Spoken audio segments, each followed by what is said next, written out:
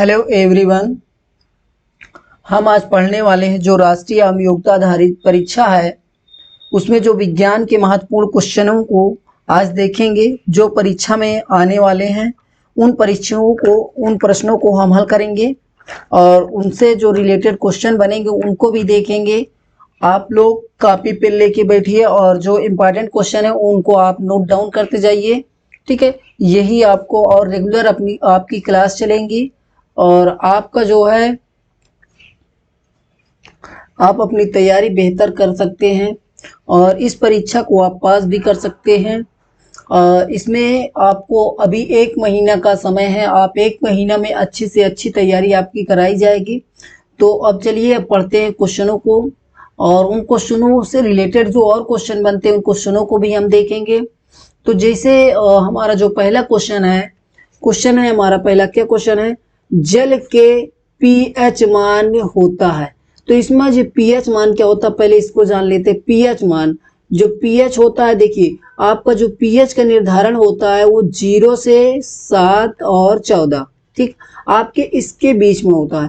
तो जल का जो पीएच मान होता है वो 7 होता है। 7 कैसे होता है आप ये बताइए। देखिए जो जल होता है उसका स्वाद कैसा हो, क्या वो खट्टा होता है। पीएच मान का निर्धारण खट्टा और क्षारीय मतलब कि उसके आधार पर किया जाता है, अम्ल और क्षार के आधार पर पीएच का मान निर्धारण किया जाता है। ठीक है, तो आप ये बताइए कि अम्ल जो पानी होता है उसका स्वाद कैसा होता है, क्या खट्टा होता है, क्या क्षारीय होता है, नहीं।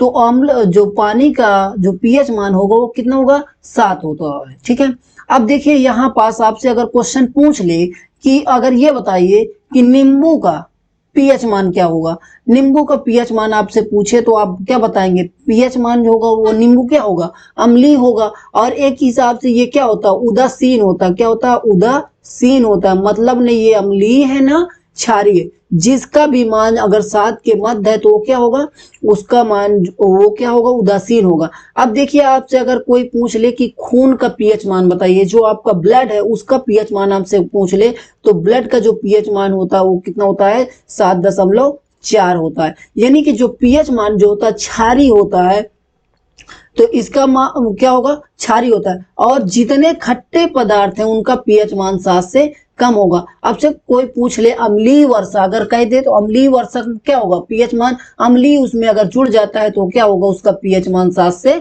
कम होगा। ठीक है, अब आपको दूसरे क्वेश्चन की ओर ले चलते हैं। दूसरा जो क्वेश्चन हमारा है, मानव शरीर की सबसे छोटी हड्डी है। इसमें बताना है मानव शरीर की। आपकी देखिए जो स्टेपीज जो हड्डी होती है वो सबसे छोटी होती है और ये हड्डी कहाँ की हड्डी होती है, कान की हड्डी होती है। देखिए जो कान में आप अंदर थोड़ा से देखेंगे, मतलब बाहर साइड जो उठा हुआ भाग है उसमें देखेंगे जो एक पतली सी हड्डी है, ठीक है, वही स्टेपीज हड्डी होती है। अब आपसे कोई पूछ ले, ये भी पूछ सकता है क्वेश्चन में कि सबसे, ये तो सबसे छोटी हड्डी हो गई। अगर आपसे पूछ ले सबसे बड़ी हड्डी क्या होती है तो सबसे बड़ी हड्डी होती है दोस्तों जो हमारी होती है जांघ की हड्डी, वो होती है फीमर। कौन सी हड्डी होती है, सबसे बड़ी हड्डी होती है हमारी फीमर होती है। और ये कहाँ होती है, जांघ में होती है। आपके जंघा की जो सबसे बड़ी हड्डी है यही सबसे बड़ी हड्डी होती है और इसका नाम है फीमर।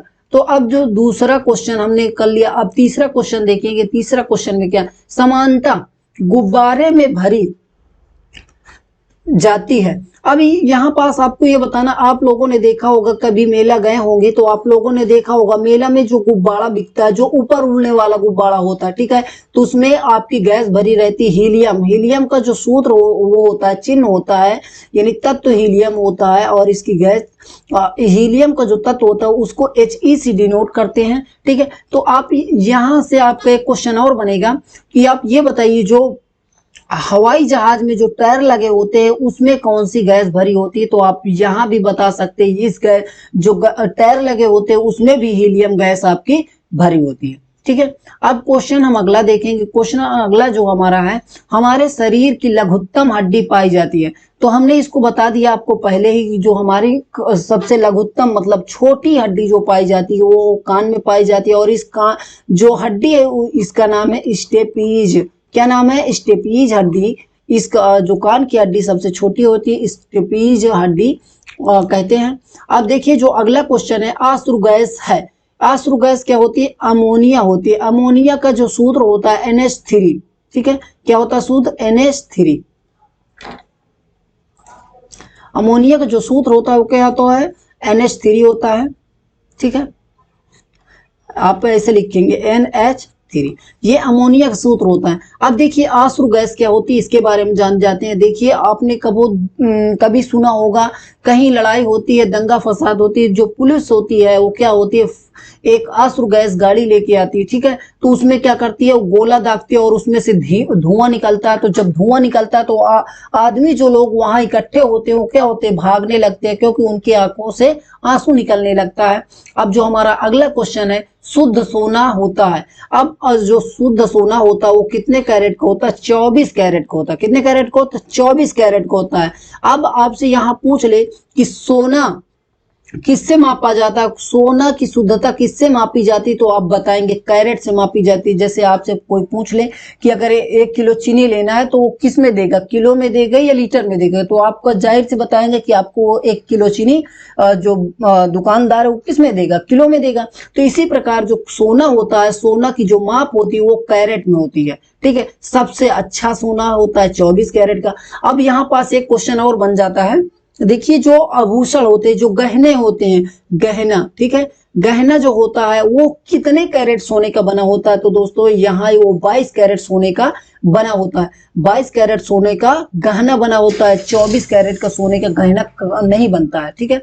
अब हमारा अगला क्वेश्चन जो है, जंग लगने पर लोहे का भार बढ़ता है, क्या होता है? देखिए अगर घर में लोहा है, लोहे में क्या लग जाए, जंग लग जाती है, तो क्या होता है, उसका भार क्या हो जाएगा, पहले जितना था, जैसे वो अगर 1 किलो था तो वो 1 किलो 100 ग्राम हो जाएगा, ठीक है, मतलब इतना नहीं होगा। जैसे अगर मान लीजिए 50 किलो लोहा है तो 50 किलो में क्या होगा, 1 किलो बढ़ जाएगा, ठीक है। 50 किलो में क्या, अब वो अगर उसको तौलेंगे, जब जंग नहीं लगा था तो उसको तौले 50 किलो था, और जब जंग लग गया तो कितने किलो को बन जाएगा, वो आपके 51 किलो को बन जाएगा। क्योंकि लोहे में जंग लगने पर क्या होता है, उसका भार बढ़ जाता है। अब यहाँ बता देते कि लोहे में जंग कैसे लगती है। देखिए जो लोहा होता है वो Fe होता है, ठीक है, और हमारे वायुमंडल में ऑक्सीजन गैस पाई जाती है। तो जो क्या करता है, दोनों रिएक्शन करके जो होता है फ्लो, ठीक है, क्या करते हैं, रिएक्शन करते हैं, और जो होता है लोहे में जंग लग जाता है, ठीक है। अब हमारा अगला क्वेश्चन है, अगला क्वेश्चन में नींबू खट्टा होता है, ठीक है, नींबू क्या होता है, खट्टा होता है। तो यहाँ पास आप बता सकते हैं नींबू क्या होता है, खट्टा होता है। अगर आपसे कोई पूछे पीएच मान इसका कितना होगा, तो क्या बताएंगे, 2.4 होता है। कितना होता है, 2.4 होता है। और साइट्रिक अम्लों के कारण होता है, क्या होता है, इसमें कौन सा अम्ल पाया जाता है, अगर अम्ल है तो क्या होगा, अम्लीय होगा, यानी उसका पीएच मान क्या होगा, 7 से कम होगा, ठीक है। अब देखिए नींबू में तो हमें पता चल गया अम्ल होता है। अगर आपसे आप लोगों ने दूध पीते होंगे तो जो दूध में होता है, दूध में कौन सा अम्ल पाया जाता है, दूध में लैक्टिक अम्ल पाया जाता है। कौन सा अम्ल पाया जाता है, दूध में लैक्टिक अम्ल पाया जाएगा। अगर दही पूछ ले तो दही में भी लैक्टिक अम्ल पाया जाता है। दोनों दूध और दही में कौन सा अम्ल पाया जाता है, लैक्टिक अम्ल पाया जाता है, ठीक है। अब हमारा जो अगला क्वेश्चन है, अगला क्वेश्चन देखते हैं, ठीक है। अगला क्वेश्चन हमारा खाने की वस्तुओं के परिरक्षण में प्रयोग होता है। आप देखिए जो खाने की वस्तु है, मतलब जैसे आपका कोई उसको सुरक्षित रखने का, मतलब जैसे ये आपका बन गया, मिठाई बन गई, ठीक है, मिठाई को अगर उसको सुरक्षित रखना, मतलब उसमें कीड़े उड़े न लगे, तो उसमें क्या रखा जाता है, किसका प्रयोग किया जाता है, सोडियम बेंजोएट का प्रयोग किया जाता है। आप लोगों ने जो पफ्स खाए होंगे, जो पफ्स होते हैं उसमें कौन सी गैस भरी रहती है। देखिए उस जब पफ्स होता है, पफ्स में थोड़ा सा पफ्स होता है, लेकिन उसमें क्या होती है, एक हवा भरी रहती होगी। तो क्या आपने कभी उसको जानने की कोशिश की है, तो अगर नहीं जानते हैं तो मैं बता रहा हूं, उसमें नाइट्रोजन गैस भरी रहती है। कौन सी गैस भरी रहती है, नाइट्रोजन गैस भरी रहती है, ठीक है। अब हमारा अगला क्वेश्चन है, हृदय में होते हैं, हृदय में होते हैं, हृदय जो आपका दिल जिसको बोलते हैं, हृदय में कितने कक्षा होते हैं, तो हृदय में आपके 4 कक्षे होते हैं। 4 कक्षे कौन कौन से होते हैं, एक आपका दयालिन, बायालिन, दयानिलय, बायानिलय, ठीक है। तो आपके 4 कक्षे होते हैं, कौन कौन से, दयालिन, बायालिन, दयानिलय, बायानिलय, ठीक है। अब हमारा जो अगला क्वेश्चन है, अगला क्वेश्चन हमारे शरीर का अधिकतम भार बना होता है। अब यहाँ आपको बताना है कि अधिकतम भार, आपका जो भार है मतलब आपका जो वजन है शरीर का, ठीक है, शरीर का वजन में अधिकतम क्या होता है आप बता सकते हैं? अधिकतम क्या होता है? पानी होता है। देखिए कभी पानी की कमी हो जाती है तो डॉक्टर बोलते हैं क्या, ग्लूकोज चढ़वा लो जिससे पानी की क्या हो जाए, आपूर्ति हो जाए, ठीक है। अब यहाँ पास पानी होता है तो पानी कितना परसेंट होता है? तो पानी आपका 65% आपके शरीर में पानी होता है। कितने परसेंट होता है? आपका 65% शरीर में पानी होता है। अब देखिए जो हमारा अगला क्वेश्चन है, घाव भरने में सहायक विटामिन है। अगर आपका कहीं कट पिट जाता है, ठीक है, मान लीजिए आपके कहीं कट गया, कोई चीज लग गया, किसी चीज के वो कारणवश आपका कहीं हाथ में कट गया, तो क्या होता है उसमें से अब उसका कट गया है तो क्या बनेगा? घाव भरेगा। और जब घाव भरेगा, अगर आपकी विटामिन सी की कमी है, ठीक है, आपकी अगर विटामिन सी की कमी है तो आपका घाव जो होगा वो देरी से भरेगा, लेकिन अगर आपकी विटामिन की कमी नहीं है तो घाव जो होगा वो जल्दी से भर जाएगा। अब यहाँ पास दोस्तों देखते होंगे कि अगर आपका खून निकलता है, ठीक है, अगर आपका खून निकलता है तो खून क्या होगा, निकलता है, तो अगर आपका खून नहीं रुक रहा है, ठीक है, तो किसके कारण से नहीं रुक रहा है? तो यहाँ पास विटामिन के की कमी से भी खून का नहीं रुकता, मतलब नहीं रुकने का मतलब यह है कि आपको देखिए जब खून बहता रहता है क्या होता है उसमें ऊपर जहां पास कटा हुआ वहां पास एक पपड़ी साइड मतलब खून जो होता है वो सूख जाता है। खून सूखने पर क्या होता है? थक्का, सूखने क्या बोलते हैं? थक्का। अगर विटामिन के की कमी है, किसकी? विटामिन के की कमी है तो खून का थक्का नहीं बनेगा। किसका? खून का थक्का हमारे शरीर में नहीं बने, खून का थक्का, ठीक है, खून का थक्का नहीं बनेगा, ठीक है, अगर विटामिन के की कमी है, ठीक है। अगर विटामिन सी की कमी है तो घाव नहीं भरेगा, अगर विटामिन के की कमी है तो खून का थक्का मतलब खून रुकेगा ही नहीं, बहता ही रहेगा, बहता ही रहेगा, ठीक है। अब जो हमारा अगला क्वेश्चन है, विटामिन सी का रासायनिक नाम है। हमने विटामिन सी का रासायनिक नाम क्या जानते हैं? एस्कॉर्बिक अम्ल। क्या विटामिन सी का जो रासायनिक नाम है? एस्कॉर्बिक अम्ल। और विटामिन सी, और यहाँ पास देखिए जो अगला क्वेश्चन है, सॉरी पिछला क्वेश्चन है, पिछला क्वेश्चन में हमने एक चीज और ऐड करना चाहेंगे। देखिए आपका जो विटामिन सी है, अगर आपकी कमी है, ठीक है, विटामिन सी की कमी है तो आपके मसूड़ों से खून भी निकलता है, ठीक है। यहाँ पास भी आपका एक क्वेश्चन हो गया, मसूड़ों में अगर खून निकल रहा है तो किसकी कमी की वजह से निकल रहा है? तो विटामिन सी की कमी से निकल रहा है। अब देखिए जो हमने इसको बता दिया है, ठीक। अगला क्वेश्चन जो हमारा, सेंटीग्रेड एवं फ़ारेनहाइट तापक्रम समान रहते हैं। अब देखिए जो -40 डिग्री पर, क्या चीज? -40 डिग्री पर सेंटीग्रेड और फ़ारेनहाइट, ठीक है, क्या होते हैं? समान होते हैं। अब यहाँ पास ये ताप का मात्रक है। आप अगर आपके कभी बुखार हुआ तो आप डॉक्टर के पास जाते हैं तो क्या करता है? सेंटीग्रेड यानी कि आपका थर्मामीटर लगा देता, कह लीजिए जीभ के नीचे दाबिया और इसका, तो फिर कुछ देर बाद वो निकाल देता है और उसमें टेम्परेचर से देखता है कि कितने डिग्री सेल्सियस या फ़ारेनहाइट का प्रयोग हो रहा है, ठीक है। तो अगर जो होगा कितने होगा? -40 डिग्री पर, ठीक है। अब देखिए जो फ़ारेनहाइट बुखार है तो उसका ताप चेक किया और आपका बुखार पता चल गया, तो वहां पास देखिए, और ये थर्मामीटर जो होता है, ये थर्मामीटर कुछ इस आकृति का होता है। देखिए थर्मामीटर अगर बनाएंगे तो थर्मामीटर हमारा इस प्रकार का बनेगा, ठीक है, इस प्रकार का बनता है थर्मामीटर ना। आप लोगों ने देखा होगा, यहाँ पास सही से नहीं बन पा रहा है, देखिए बनाने की कोशिश कर रहा हूं मैं। थर्मामीटर मान लीजिए आपका कुछ इस प्रकार का, यहाँ पास आपका डिग्री दिया होगा, ठीक है। अब यहाँ पास जैसे आपका टेम्परेचर चेक किया और यहाँ पास जो थर्मामीटर में एक धातु भरी होती है, क्या भरी होती है? धातु, जिसे पारा बोलते हैं। क्या बोलते हैं? थर्मामीटर में कौन सी धातु, आपसे अगर कोई पूछ ले थर्मामीटर में कौन सी धातु भरी होती तो आप बताएंगे पारा। और इसका जो तत्व होता है, इसका जो सिंबल होता है वो Hg होता है। और यहाँ पास एक और चीज जानते हैं, ये एक तरल धातु है। कौन सा धातु है? तरल धातु, ठीक है। पारा क्या है? तरल धातु हमारा होता है, ठीक है। पारा तरल धातु का मतलब अगर पारा को जमीन में कहीं गिरा देंगे तो क्या होगा? बहने लगता है, ठीक है। लेकिन जैसे लोहा भी धातु है, तो धातु है तो लोहा तो बहेगा नहीं, जहां पास गिरा देंगे वहीं पर स्थिर हो जाता है। लेकिन जो पारा होता है वो क्या होता है? तरल धातु होता है, ठीक है। और ये कमरे के ताप पर, ठीक है, सॉरी कमरे के ताप पर, जिसका नहीं दूसरा है। अब देखिए जो पारा होता है ये तरल धातु होता है, और जो थर्मामीटर होता है इसको हम क्या बोलते हैं? थर्मामीटर।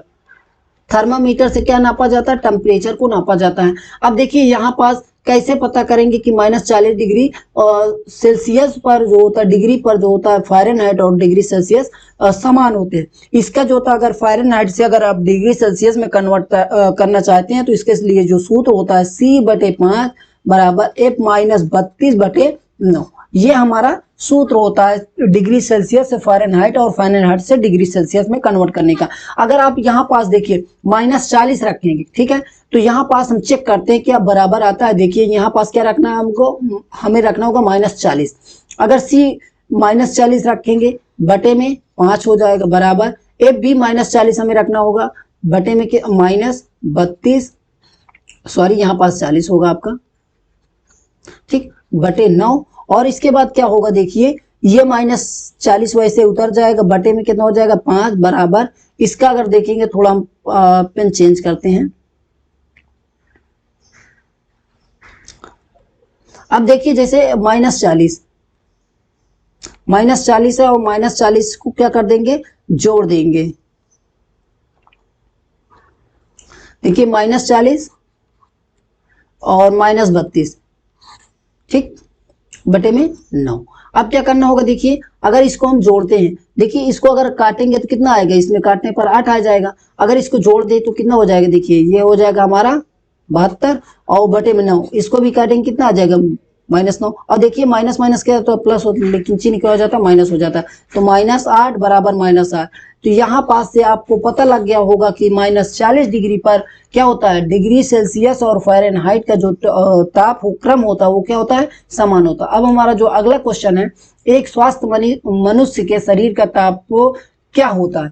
आपका देखिए यहाँ पास आपके अगर शरीर का टेम्परेचर आपसे कोई पूछे तो आप क्या बताएंगे, 37 डिग्री सेल्सियस होता है, ठीक है। अब देखिए अगर कभी आंसर कुछ फ़ारेनहाइट में आ जाए तो इसको आप कन्वर्ट कर लीजिएगा। मैंने बताया C/5 बराबर F माइनस, देखिए C मतलब सेंटीग्रेड डिग्री सेल्सियस होता है और F माइनस फ़ारेनहाइट होता है, ठीक है, -32/9।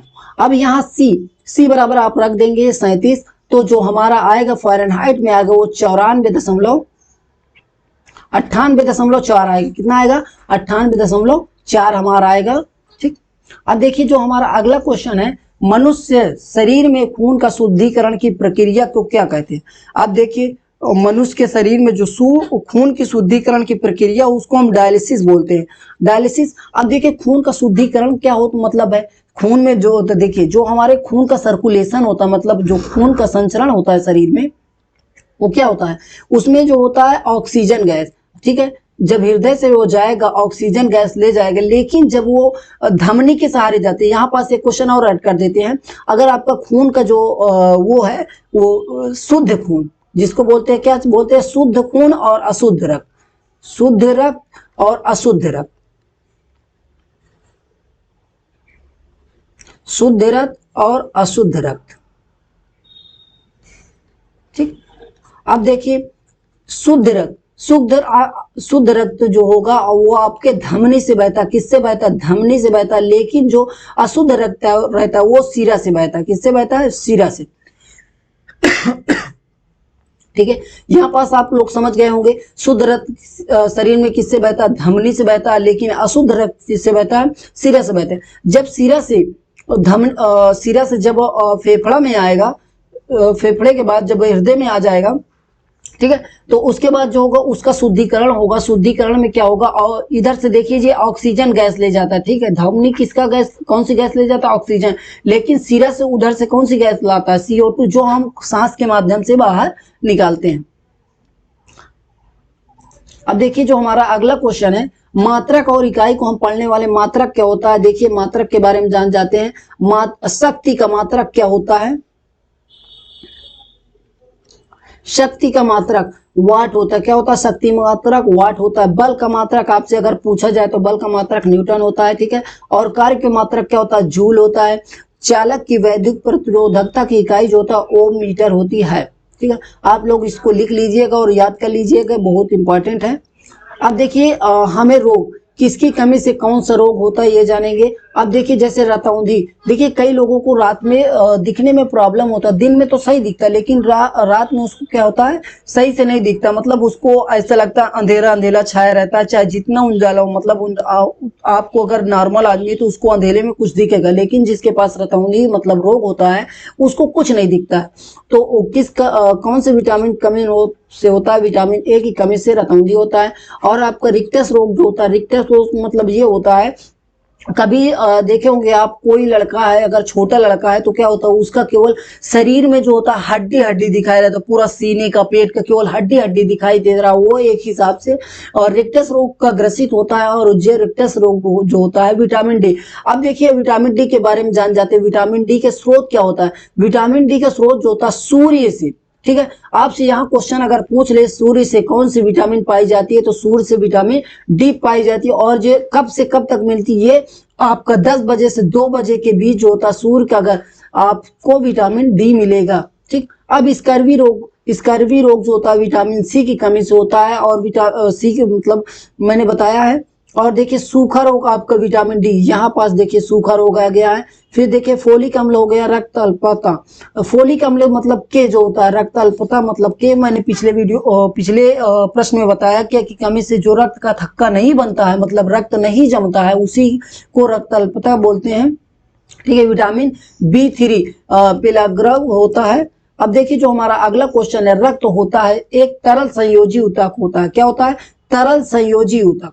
आपसे क्वेश्चन पूछ ले तो आप क्या बताएंगे, रक्त जो होता है वो एक तरल संयोजी ऊतक होता है। और देखिए रक्त में क्या मिलता है, रक्त में हीमोग्लोबिन और आयरन, ठीक है। आपसे अगर पूछ ले रक्त में कौन सा तत्व मिलता है, तो आपका आयरन मिलता है, ठीक है। मानव रक्त में पाया जाने वाला पदार्थ है, ठीक है। और हीमोग्लोबिन जो होता है वो O2 मतलब ऑक्सीजन गैस को शरीर के सभी अंगों तक पहुंचाने का कार्य करता है। वाहक आपसे पूछ ले कि ऑक्सीजन का वाहक कौन है, तो आप क्या बताएंगे, हीमोग्लोबिन होता है, ठीक। अब देखिए हमारा जो अगला क्वेश्चन है, फैदोमीटर। फैदोमीटर का उपयोग किया जाता है समुद्र की गहराई, अगर मान लीजिए देखिए जो ओशनियोग्राफी होता है उसमें फैदोमीटर मतलब आपके समुद्र की गहराई मापने के लिए फैदोमीटर का प्रयोग किया जाता है कि समुद्र कितना गहरा है, कितना, ठीक है। अब देखिए जो अगला क्वेश्चन है, देखिए यहाँ पास भी हमें मात्रक है, जूल किसका मात्रक है ये बताना। देखिए जूल हमारा जो होता है कार्य का मात्रक होता है, एम्पियर का मात्रक जो होता है, धारा का मात्रक एम्पियर होता है, वाट मात्रक जो होता है सामर्थ्य का, और जो विभवांतर का मात्रक अगर आपसे पूछ ले तो आप क्या बताएंगे, वोल्ट बताएंगे, ठीक है। इसके बाद क्या है क्वेश्चन अगला, किसी वस्तु का प्रतिबिंब मनुष्य की आंख में बनता है, तो मनुष्य की आंख पे बनता है, रेटिना पर बनता है, कहां पास बनता है, रेटिना पर बनता है। अब देखिए आपका यहाँ पास एक में अब देखिए इसको और डिटेल से बताता हूँ, रेटिना क्या होता है। देखिए जैसे ये मनुष्य की आंख हो गई, ठीक है, ये मनुष्य की आंख हो गई, कुछ इस प्रकार बनती है, ठीक है। यहाँ पास क्या होता है, रेटिना होता है, यहाँ पास क्या होता है, रेटिना होता है। अब देखिए जैसे ये वस्तु, यहाँ पास कोई वस्तु रखी है, ठीक है, मान लीजिए यहाँ पास कोई वस्तु रखी है, तो इसका जो प्रकाश होता है ये मनुष्य की आंख में जाता है और क्या करता है, फिर ऐसे जाके ऐसे मिल जाता है, ठीक, ऐसे जाएगा, ऐसे जाके यहाँ पास रेटिना पर। अगर रेटिना पर बन रहा है तो उसका जो रेटिना पर बन रहा है वो क्या बनता है, हमेशा ध्यान रखना, रेटिना पर जो चित्र बनता है वो क्या करता है, उल्टा बनता है, ठीक है। आपको जैसे कोई वस्तु वो सीधी देख रहे हैं लेकिन रेटिना पर जो है वो क्या बनता है, उल्टा बनता है। आपको वास्तविक और उल्टा बनता है, ठीक है, वास्तविक और उल्टा बनता है, वास्तविक और उल्टा बनता है, वास्तविक और उल्टा बनता है। रेटिना पर चित्र कैसे बनता है, आपका वास्तविक और उल्टा बनता है। अब यहाँ क्वेश्चन ये उठता है कि अगर उल्टा बनता तो हमें उल्टा दिखाई देना, नहीं। अब जैसे उल्टा चित्र बना तो हमारे मस्तिष्क में जाता है, तो मस्तिष्क क्या करता है, उसको उल्टा को सीधा करके हमें दिखाता है, ठीक। अब देखिए अगर यहाँ पास एक क्वेश्चन और आ जाता है, अगर आपका यहाँ पास कोई वस्तु रखी है, ठीक है, जिसको देखने में कोई चीज प्रॉब्लम है, तो मान लीजिए यहाँ पास अगर चित्र रेटिना से पहले बनेगा, ठीक है, तो इसका जो दृष्टि दोष होगा वो क्या होगा, निकट दृष्टि दोष होगा। और निकट दृष्टि दोष में जो होता है दूर की वस्तु दिखाई देती है लेकिन निकट सॉरी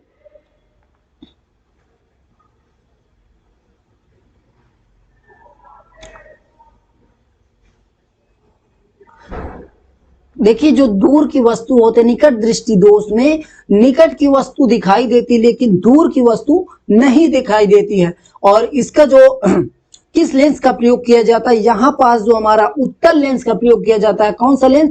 उत्तल लेंस का प्रयोग किया जाता है। लेकिन अगर पास की वस्तु नहीं दिखाई देती तो उसको हम अवतल लेंस का प्रयोग करते हैं। क्या करते हैं? अवतल लेंस का प्रयोग करते हैं। ध्यान दिया, यहाँ पास ये आपको समझ में आया? ठीक है, देखिए क्या है, मैंने क्या बता रहा हूं, इसको समझ लीजिए। अगर आपका पास की वस्तु नहीं दिख रही है, पास की वस्तु नहीं दिखी, नहीं दिख रही, ठीक, तो कौन सा दोष होगा? यहां पास अगर पास की वस्तु नहीं दिख रही है तो मतलब क्या है? आपका दूरदृष्टि होगा। इसको देखिए रेटिना बोलते हैं। इस प्रकार हम चित्र बनाएंगे और ये हमारी आंख होती है। अब देखिए कोई वस्तु यहां पास रखी है और ये क्या होती है? इसका चित्र यहां पास बन रहा है, ठीक है।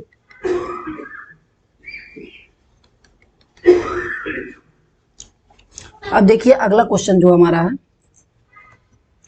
स्पष्ट दृष्टि की न्यूनतम दूरी क्या होती है? आपकी स्पष्ट दृष्टि की जो न्यूनतम दूरी होती है वो कितनी होती है? वो 25 सेंटीमीटर होती है।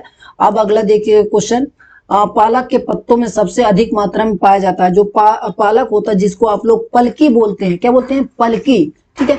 पलकी में क्या होता है? अधिकतम मात्रा में आपका लोहा पाया जाता है। क्या पाया जाता है? आयरन। आयरन को हम क्या बोलते हैं? लोहा। और Fe, आपसे अगर आंसर में दे दे Fe आयरन दे दो तो आप Fe आयरन पे जो भी आंसर में रहेगा उस पे हम टिक लगाएंगे।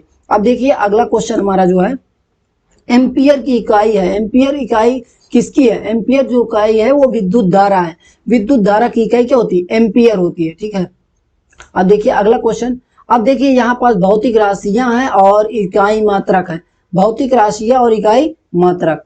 अब देखिए जो त्वरण का मात्रक क्या होता है? आपका त्वरण का मात्रक होगा मीटर प्रति सेकंड स्क्वायर, ठीक है। इसका बल का मात्रक आपको पढ़ चुके हैं पिछले क्वेश्चन में, न्यूटन होता है। और कार्य का मात्रक ये भी पढ़ चुके हैं, जूल होता है। आवेग का मात्रक आपका न्यूटन सेकंड होता है। और द्रव्यमान का मात्रक आपका किलोग्राम होता है। द्रव्यमान मतलब ये होता है, देखिए यहाँ पास, जैसे किसी वस्तु का जो भार है वो कैसे मतलब तौला जाएगा? किलोग्राम से ही तो तौला जाएगा। दाब का मात्रक जो होता है वो पास्कल होता है। और दाब ठीक है। अब देखिए जो अगला क्वेश्चन है हमारा, अब देखिए दोस्तों आज के लिए बस इतना ही। अगर ये वीडियो पसंद आए तो चैनल को सब्सक्राइब करिए, वीडियो को लाइक करिए और ज़्यादा से ज़्यादा लोगों को शेयर करिए। धन्यवाद। अपने दोस्तों को बताइए।